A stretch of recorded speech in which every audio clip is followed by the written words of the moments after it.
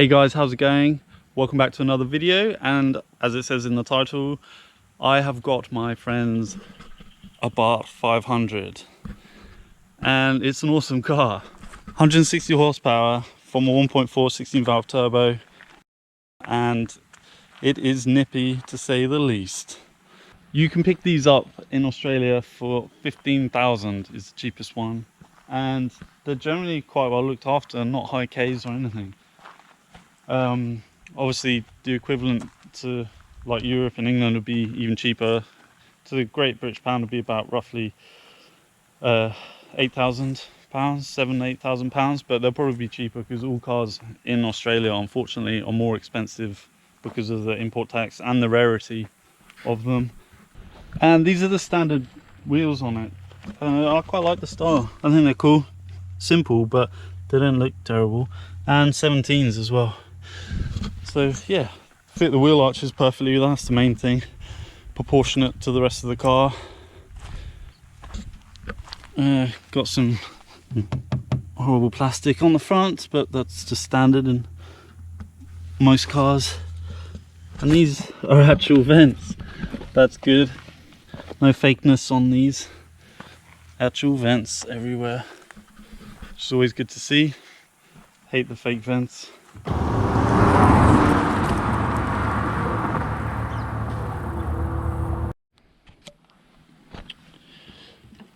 Into the boot.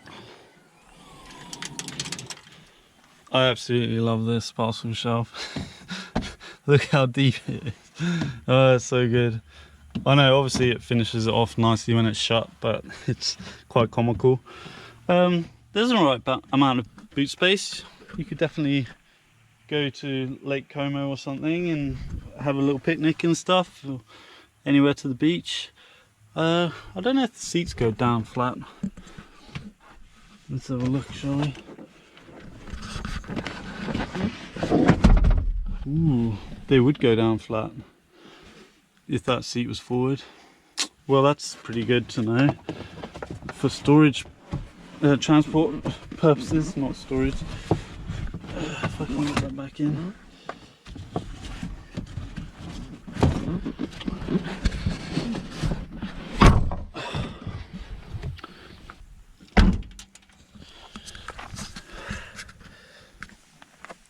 Bit more plastic around the back, but like I said before, it's expected.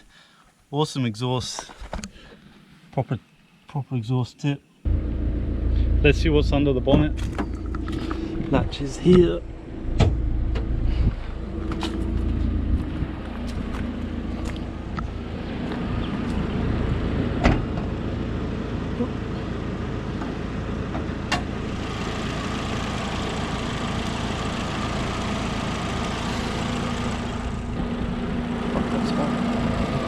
There she is. 160 horsepower of Italian muscle.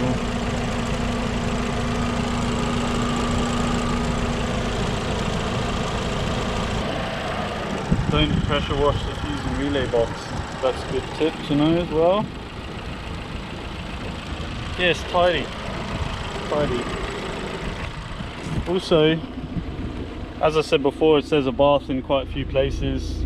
The side, the rear, the front, side again, inside on the seats, on the steering wheel.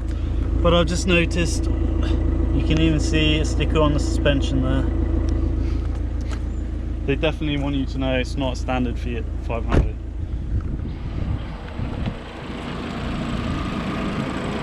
See if I can do this without losing any fingers or burning my hands. Excellent.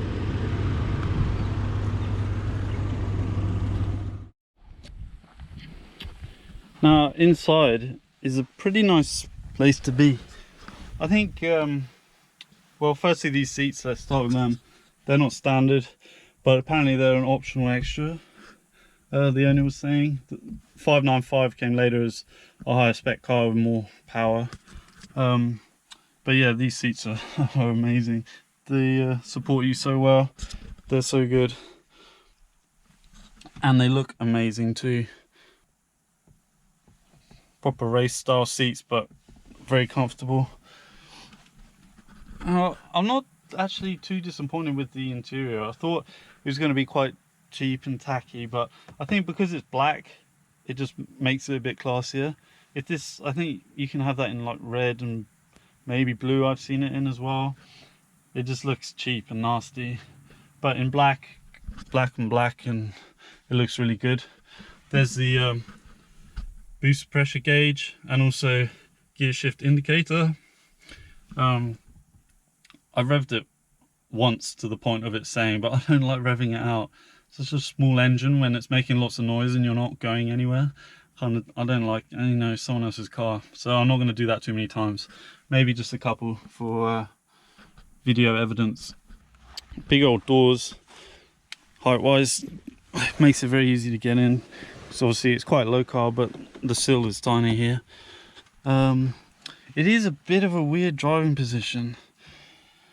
My knees are pretty bent to sit, and then I'm quite kind of far away from the steering wheel, so I had to put the seat back up, so I'm really sat up quite right, and then stretching, but then legs need to be further.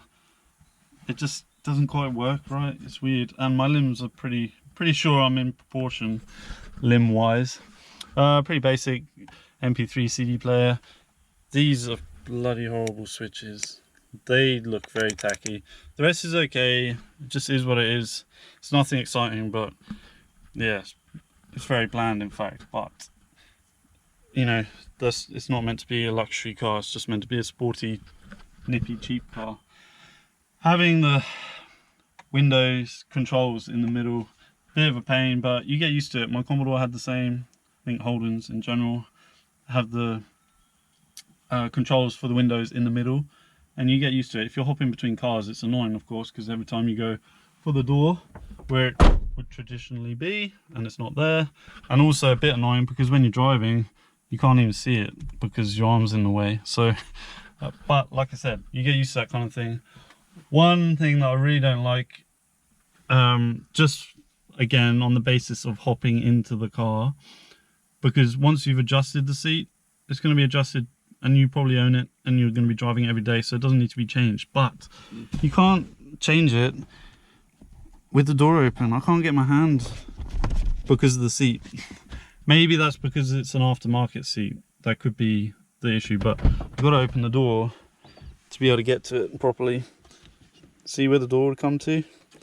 Yeah, bit awkward, but now I've said it, it's all good.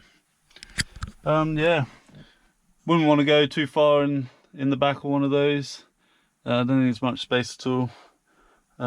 For anyone around 6 foot, it would not be a comfortable ride for very long. But if it's a 15-20 minute journey across town, you're going to the beach, whatever. I'm saying the beach a lot because it's such a nice day. Unfortunately, a lot of the driving roads that I'd use, especially for this because it's a little nippy sporty car and would be so much fun in the turns, they're all shut. 5 of them are closed because we've had a lot of flooding and obviously because of a lot of heavy rain, so there's been landslides. So all the nice windy mountain roads, they're closed. I've tried going up one and it's definitely closed. So I'm a bit out of luck for actually being able to drive this as much as I like to and get amazing shots of cornering and stuff, but I will try my best, see what we can get.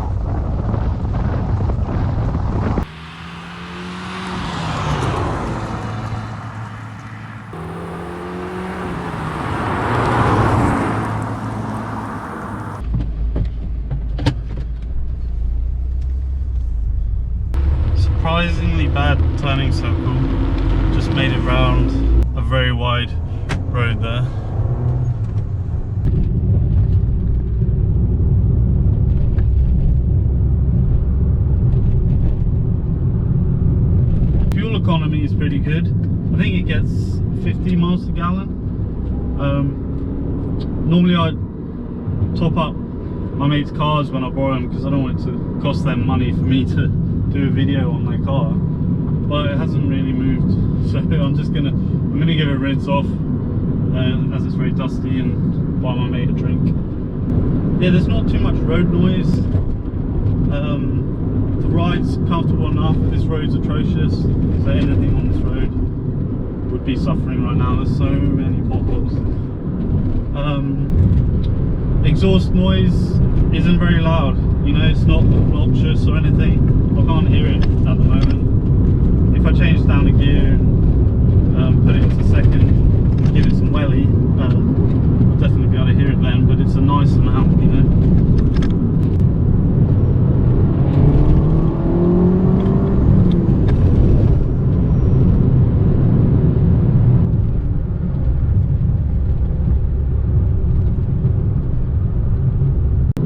I think if my mate changes the turbo on this and puts the 300 horsepower one in, it's going to be a handful, that's for sure.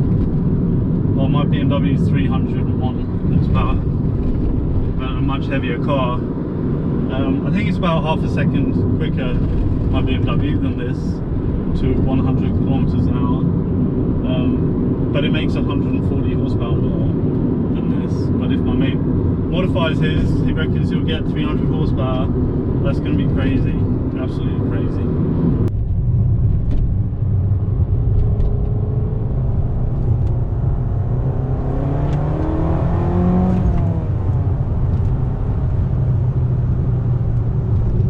But also just realised it's got reverse sensors, which is pretty good.